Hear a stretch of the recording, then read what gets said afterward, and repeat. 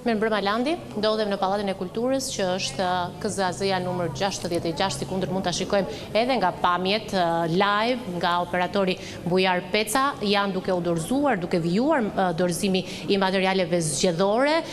janë të shoqëruar nga forca të shumta policie, kemi kutit, por edhe materialet e tjera identifikuese. Jetë Landi, për shkak se Komisioni Qendror i Zgjedhjeve nuk i ka përdicuar ende të dhënat për orën 19, atëherë për orën 18 kemi 19,81% votues në krahasim me 14 majën që ka 33,65. Duhet të themi gjithashtu një dhënë interesante është që grup mosha 18-24 vjeç, le të themi, ka qenë më pak entuziaste për të votuar në këto zgjedhje të pjesshme lokale, ndërsa grup mosha më aktive që janë drejtuar të 116 qendrave të votimit ka qenë ajo 65 vjeç e sipër. Në KZAZ numër 66 janë rreth 72 kuti të cilat do të numërohen më pas. Duhet të kujtojmë që në Pallatin e Kulturës do të numërohen të gjitha kutit e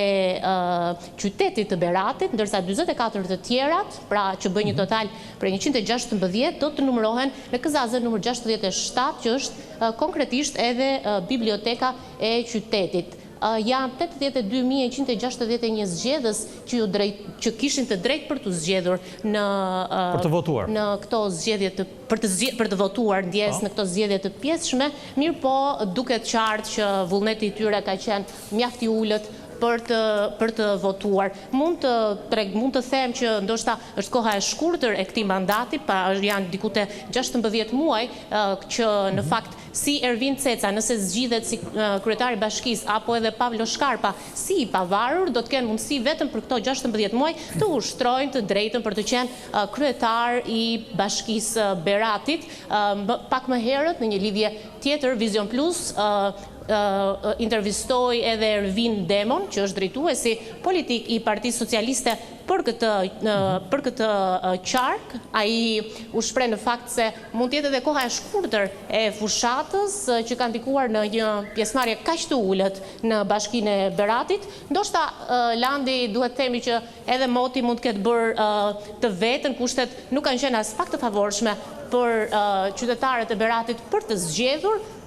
Sigurisht mund edhe nuk përjashtohet as mungesa e një sigle të Partisë Demokratike në